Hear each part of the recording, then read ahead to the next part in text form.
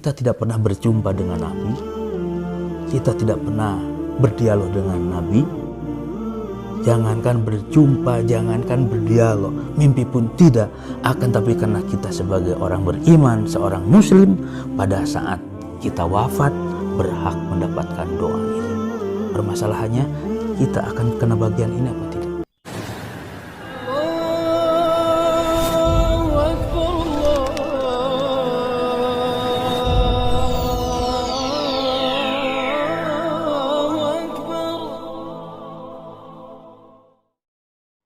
Innal hamdalillah nahmaduhu wa nasta'inuhu wa nastaghfiruh wa na'udzu billahi min syururi anfusina wa min sayyiati a'malina may yahdihillahu fala mudhillalah wa may yudlil fala hadiyalah.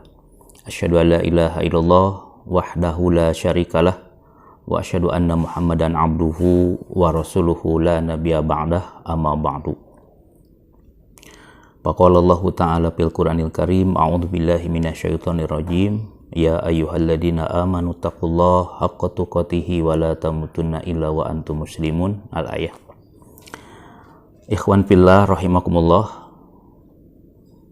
bulan suci Ramadan untuk tahun ini tentu saja berbeda dengan bulan Ramadan tahun-tahun sebelumnya, karena kita dibatasi aktivitas kita disebabkan wabah COVID-19. Akan tetapi alhamdulillah, walaupun demikian kita masih dapat berusaha untuk taqarrub kepada Allah, mendekatkan diri kepada Allah, di antaranya dengan pengajian seperti ini. Untuk tema pada kesempatan yang berbahagia ini, kita akan berbicara tentang cinta Rasulullah Shallallahu Alaihi Wasallam. Tentu saja tema ini sangat penting bagi kaum muslimin. Karena apa? Yang pertama, syarat mutlak keimanan seseorang itu adalah wajib mencintai Rasulnya. Akan gagal iman seseorang kalau dia mengaku muslim, mengaku mukmin, akan tapi dia tidak mencintai Rasulnya, tidak mencintai Nabinya. Kemuliaan atau kesempurnaan iman seseorang itu tidak hanya sebatas iman kepada Allah, akan tapi juga harus diikuti iman kepada Rasulnya. Makanya ketika ada orang yang masuk Islam, itu adalah 2 kalimat syahadat. Asyhadu an la ilaha illallah wa asyhadu anna Muhammadar Rasulullah. Ketika nanti kita wafat, maka kita pun akan ditanya oleh malaikat. Apa yang ditanyakan oleh malaikat? Kalau kita dulu itu sering belajar bahwa pada saat masuk liang lahat, kita akan ditanya man rabbuka, siapa Tuhanmu, man nabiyuka, siapa nabimu, dan seterusnya. Nah, di dalam hadis kita menemukan bahwa ketika kita masuk liang lahat, maka kita akan ditanya. Apa pertanyaannya itu? Yaitu ma kunta taqulu fi hadzal rajul. Laki-laki ini siapa? Maksudnya Rasulullah. Kalau orang itu bisa jawab, maka dalam hadis dikatakan yub sahulahu fi qabrihi, Allah akan luaskan di dalam kuburnya. Summa yunawwaru lahu fihi, dan Allah akan memberikan cahaya ke dalamnya. Akan tapi bagi orang yang tidak bisa menjawab, maka di dalam hadis dikatakan dia itu disuruh meremukkan tulang bulangnya, patah talipu fiha adlauhu, maka bumi meremukkan tulang-tulang belulangnya, dan itu berlangsung sampai Allah nanti dibangkitkan. Nah, oleh karena itu, sekali lagi bahwa cinta kepada Rasul itu adalah syarat mutlak keimanan seorang. Ada sesuatu yang menarik. Seorang penulis barat bernama Michael Hart. Dia itu menulis buku 100 tokoh paling berpengaruh di dunia. Apa yang menarik dari buku ini? Yang menarik dari buku ini, walaupun dia keturunan Yahudi, dia menempatkan Muhammad Rasulullah sebagai ranking yang pertama, mengalahkan tokoh-tokoh dunia yang lain. pada saat orang mencintai tokoh-tokoh tertentu, ada yang bangga misalkan dengan Isaac Newton sebagai seorang ahli fisika karena menemukan teori gravitasi, ada orang yang bangga dengan Galileo karena dia dapat menemukan teori heliosentris, ada orang yang bangga dengan tokoh-tokoh lain seperti Charles Darwin, kemudian Karl Marx dan sebagainya. Nah, ini bagi kaum muslimin tentu ini adalah tidak tepat. Sebab ada sesuatu yang dibanggakan, itu Rasulullah SAW. Jika Michael Hart yang bukan muslim saja menempatkan Rasulullah sebagai ranking pertama, lalu bagaimana dengan umat Islam sendiri? Jadi sekali lagi, bahwa cinta Rasul itu harus menjadi syarat mutlak keimanan seseorang. Yang kedua, bahwa cinta kepada Rasul itu harus ditempatkan di atas segala-galanya setelah Allah. Cinta kepada Nabi itu harus ditempatkan di atas segala-galanya setelah Allah Subhanahu wa Ta'ala. Ini dalam Al-Quran, surah At-Taubah ayat 24. Sehingga Umar ibn Khattab pernah berkata, kata Umar, ya Rasulullah, la anta ahabu ilayya min kulli syai' illa nafsi. Wahai Rasul, Anda orang yang paling aku cintai kecuali diriku. Maka kata Nabi, la, tidak, demi Allah wahai Umar, aku harus lebih engkau cintai termasuk dirimu. Maka kata Umar, kalau begitu ya Rasulullah, tidak ada di muka bumi ini orang yang paling aku cintai kecuali engkau seorang diri. Maka kata Nabi, al-an ya Umar, sekarang baru imanmu benar wahai Umar. Nah, ada yang menarik. Namanya adalah Syekh Yusuf bin Ismail An-Nabhani. Dia seorang kodi, kan dia seorang ulama besar, diangkat oleh negara menjadi kodi di negeri itu. Yang menarik apa? Suatu saat ada seorang pemuda terdakwa, tertuduh sebagai pembunuh seseorang. Begitu di pengadilan, maka sang hakim bertanya, anak muda, benarkah engkau telah membunuh orang itu? Maka anak muda menjawab, betul Tuan Hakim, saya telah membunuhnya. Hakim bertanya lagi, kenapa engkau begitu tega membunuh orang itu? Apa alasannya? Maka anak muda itu menjawab, Tuan Hakim, saya membunuh orang itu karena dia telah menghina Rasulullah Shallallahu Alaihi Wasallam. Begitu dia menghina nabiku di depan mataku, maka tanganku refleks melakukan pembunuhan kepada orang itu.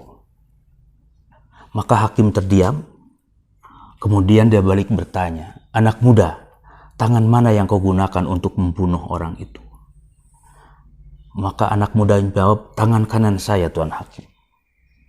Dan akhirnya sang hakim turun dari meja tersebut, kemudian mendekati anak muda ini, kemudian langsung mencium tangan anak muda ini.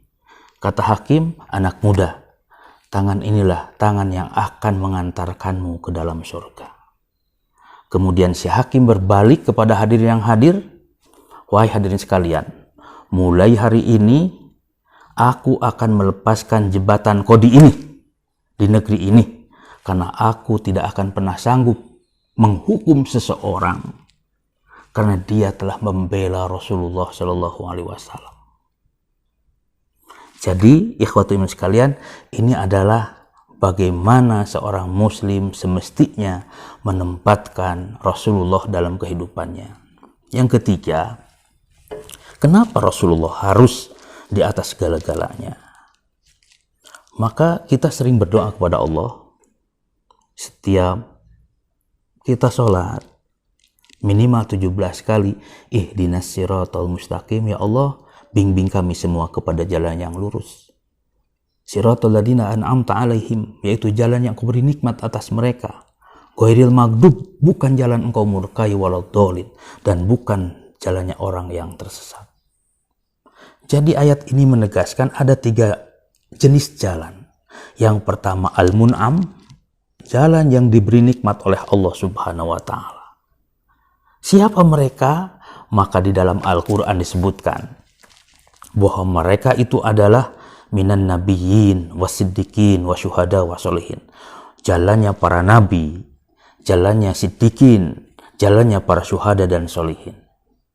Kemudian yang kedua, al-maghdub, orang yang dimurkai oleh Allah, jalannya orang-orang yang dibenci oleh Allah Subhanahu wa taala. Siapa mereka? Dalam Al-Qur'an, man syaraha bil kufri sadran, orang yang membuka diri, melapangkan dadanya kepada kekufuran, fa'alaihim ghadabum minallah, maka murka Allah kepada mereka.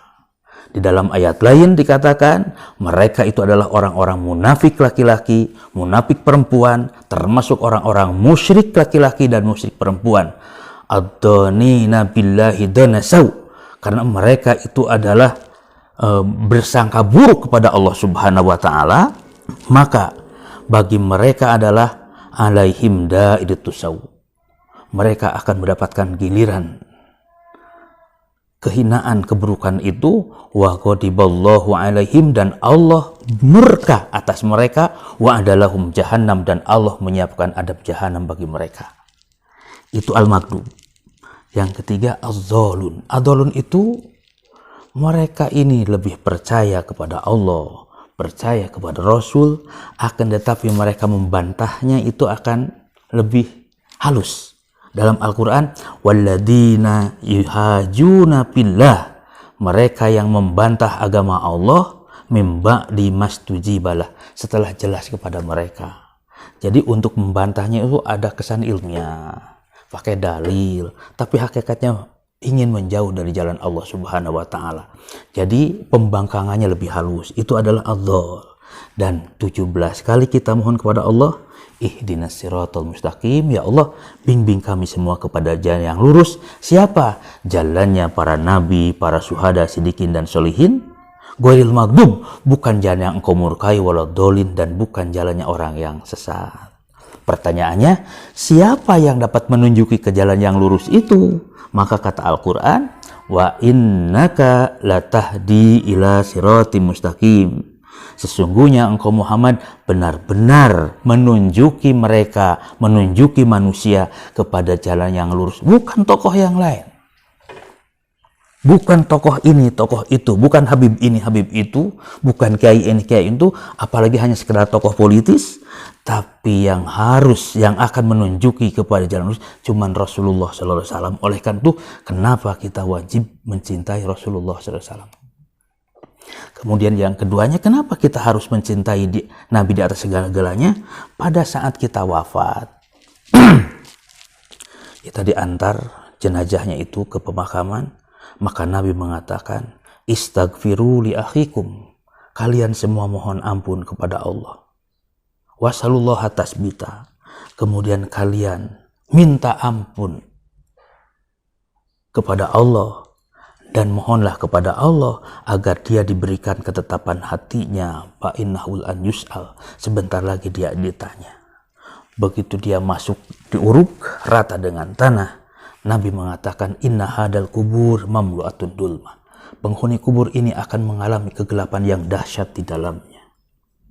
Wa annallaha yunawwiruha, akan tapi Allah akan memberikan cahaya ke dalamnya, bisolati alaihim, dengan sebab doaku kepada mereka, kata Rasulullah SAW.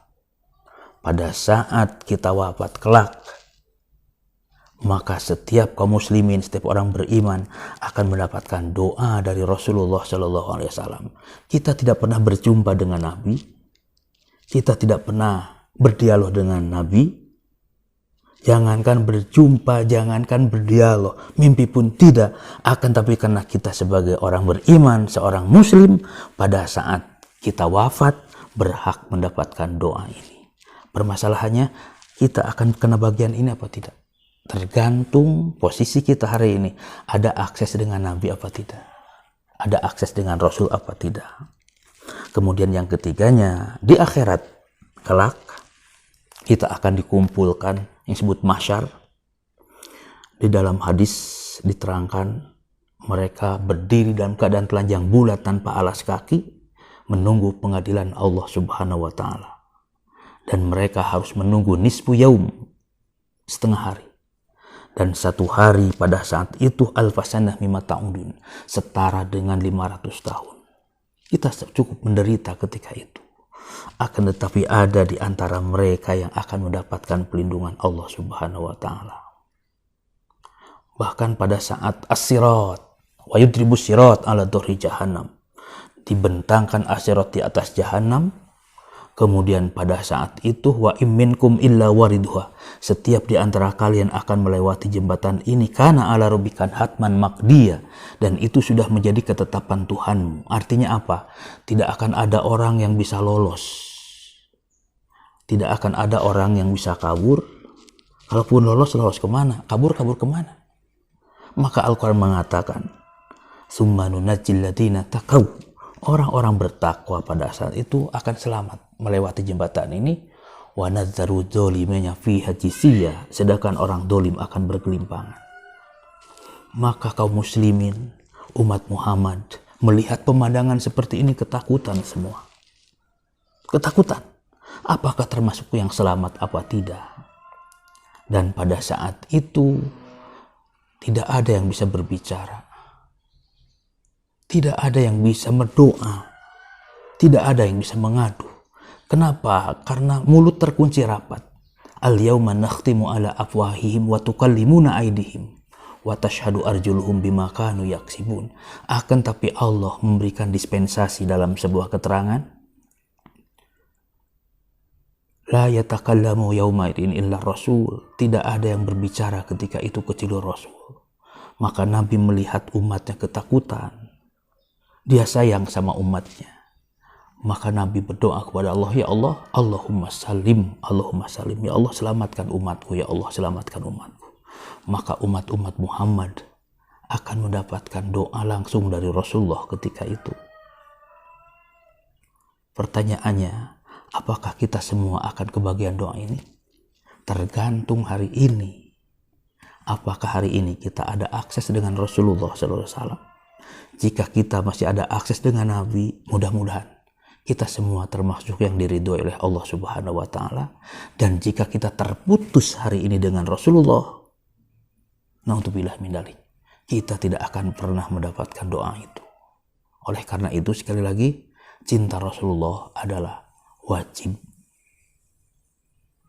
kita tegakkan dalam hati-hati kita semua, dan tentu saja dengan cara mengikuti sunnah-sunnah Rasulullah SAW. Sekira sekian taklim singkat pada kesempatan ini.